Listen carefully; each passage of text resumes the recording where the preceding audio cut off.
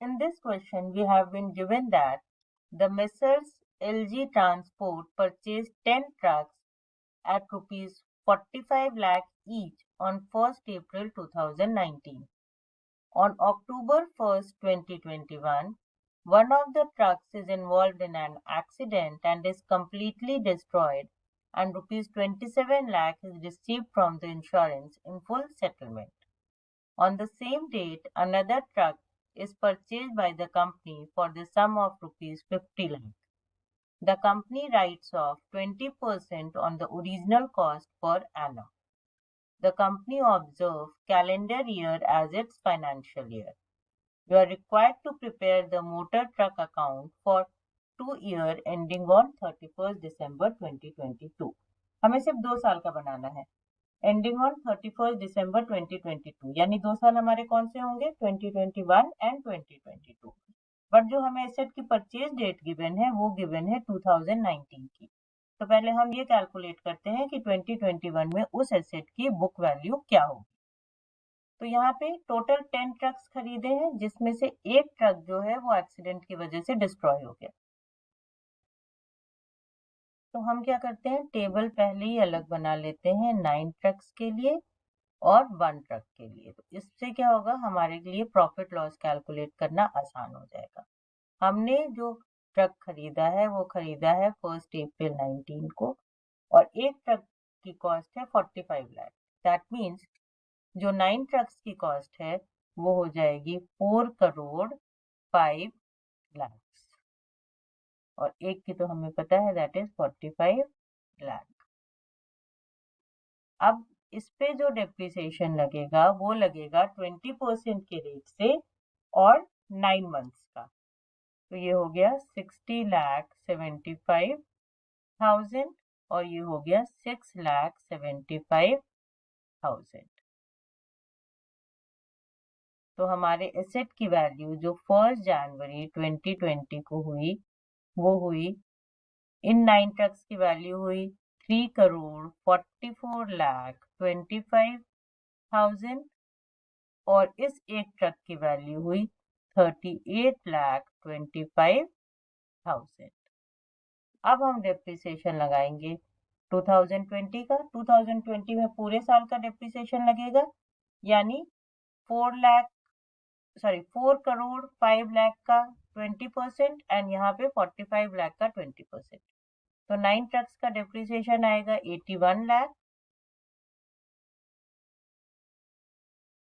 और एक ट्रक का डेप्रिसिएशन आएगा 9 लाख. तो जब इसको हम माइनस करेंगे तो हमारे 9 ट्रक्स की जो वैल्यू आएगी वो आएगी 2,63,000, 2 करोड़ 63 लाख 25,000 एंड यहाँ पे जो हमारी वैल्यू आएगी वो आएगी 29,25,000. अब जो ये एक ट्रक है ये डिस्ट्रॉय हो गया, और ये किस डेट पे एक्सीडेंट की वजह से डिस्ट्रॉय हुआ, ऑन 1 अक्टूबर 2021. तो इस पे जो डेप्रिसिएशन लगेगा वो कितने मंथ्स का लगेगा, 9 मंथ्स का. दैट मीन्स 9 मंथ्स का डेप्रिसिएशन हम ऑलरेडी कैलकुलेट कर चुके हैं 6,75,000. तो यहाँ भी जो हमारा डेप्रिसिएशन होगा वो 6,75,000 हो जाएगा. और उसके बाद इस डेट पे जो हमारे ट्रक की कॉस्ट आएगी वो आएगी 29,25,000 minus 6,75,000 and that will be 22,50,000. अब 22,50,000 ट्रक की कॉस्ट है, और हमें जो इससे इंश्योरेंस क्लेम मिला है वो मिला है 27 लाख का. That means there is a gain, और गेन कितने का है, 4,50,000 का. कैसे निकाला हमने, 27 लाख माइनस 22,50,000. अब हम बना लेते हैं अपने ट्रक्स का account.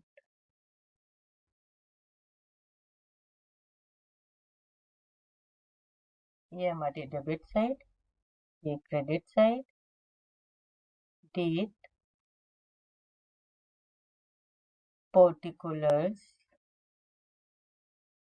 Amount, date, particulars and amount. अब हमें स्टार्ट करना है कौन से ईयर से? 1 जनवरी 21 से।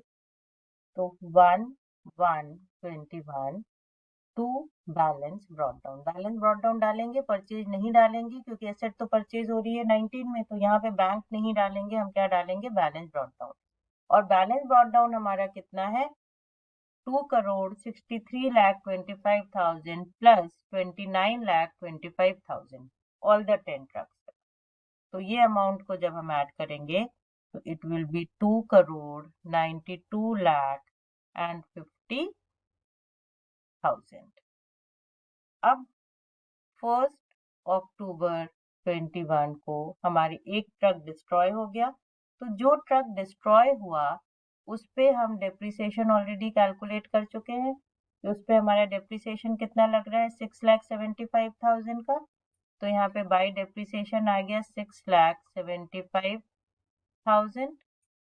उसके बाद सेम डेट पे हमें जो इंश्योरेंस क्लेम से पैसा मिला हम वो डाल देंगे।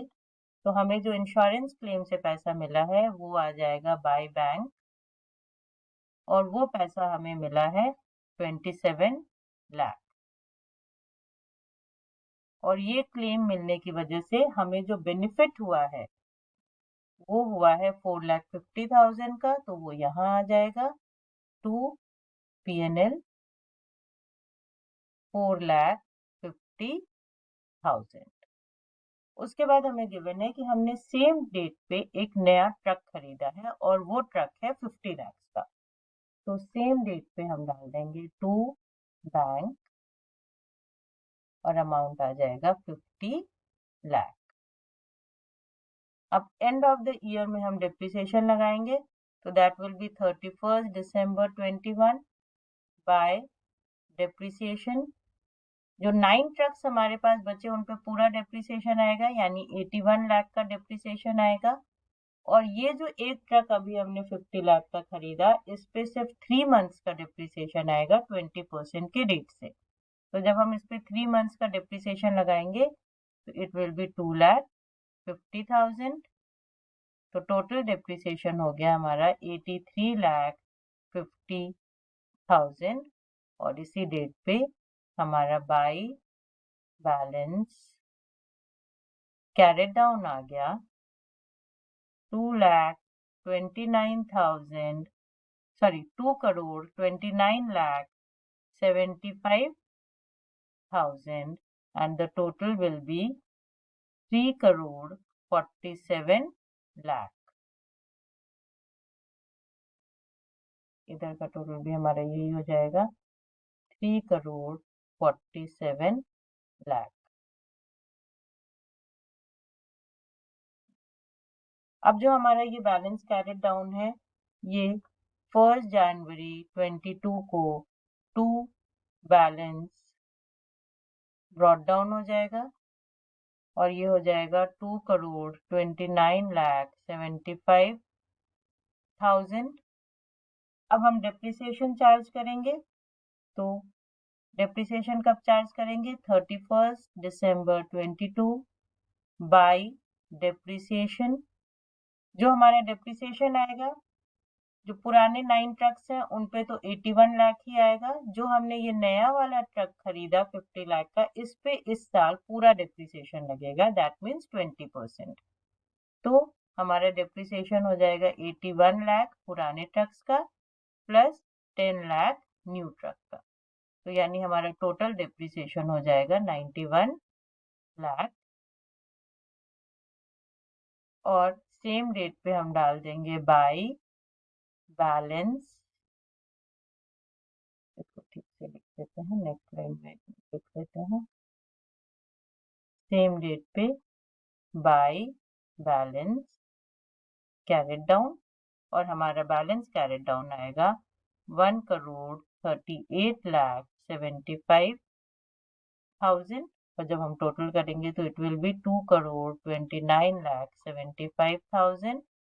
यहाँ भी 2,29,75,000। तो ये 2 साल पे हमारे ट्रक अकाउंट बन गया। Hope this is clear to you.